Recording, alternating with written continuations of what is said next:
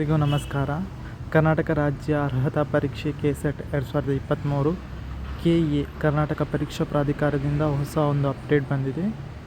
ಈ ಅಪ್ಡೇಟ್ ಏನಂದರೆ, ರಿಸಲ್ಟ್ಗಾಗಿ ಕಾಯ್ತಿರೋ ಎಲ್ಲರಿಗೂ ಕುತೂಹಲದ ಮಾಹಿತಿಯನ್ನೊಂದನ್ನು KA ಬಿಡುಗಡೆ ಮಾಡಿದೆ.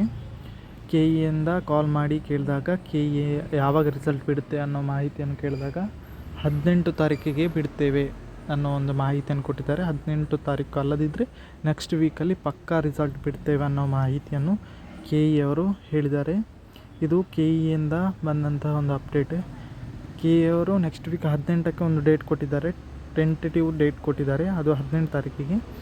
ಅದಲ್ಲದಿದ್ದರೆ ನೆಕ್ಸ್ಟ್ ವೀಕಲ್ಲಿ ರಿಸಲ್ಟನ್ನು ಖಂಡಿತವಾಗಿಯೂ ಬಿಡ್ತೇವೆ ಅನ್ನೋ ಮಾಹಿತಿಯನ್ನು ಕೊಟ್ಟಿದ್ದಾರೆ. ಇದು KSETನಿಂದ ಬಂದಂತಹ ಒಂದು ಹೊಸ ಅಪ್ಡೇಟ್ ಆಗಿದೆ. ಈ ಮಾಹಿತಿ ನಿಮಗೆ ಇಷ್ಟ ಆಗಿದ್ದರೆ ಲೈಕ್ ಮಾಡಿ, ಶೇರ್ ಮಾಡಿ ಅಂತ ಹೇಳ್ತೇವೆ. ಇದುವರೆಗೆ ಯಾರು ನಮ್ಮ ಚಾನಲ್ನ ಸಬ್ಸ್ಕ್ರೈಬ್ ಮಾಡಿಕೊಡಿಲ್ಲ, ಎಲ್ಲರೂ ನಮ್ಮ ಚಾನಲನ್ನು ಸಬ್ಸ್ಕ್ರೈಬ್ ಮಾಡಿಕೊಡಿ. ಇನ್ನೂ ಹೆಚ್ಚಿನ ಮಾಹಿತಿಯನ್ನು ನಮ್ಮ ಚಾನಲ್ ಮೂಲಕ ಪಡ್ಕೋಬೋದು ಅಂತ ಹೇಳ್ತಾ ಎಲ್ರಿಗೂ ನಮಸ್ಕಾರ.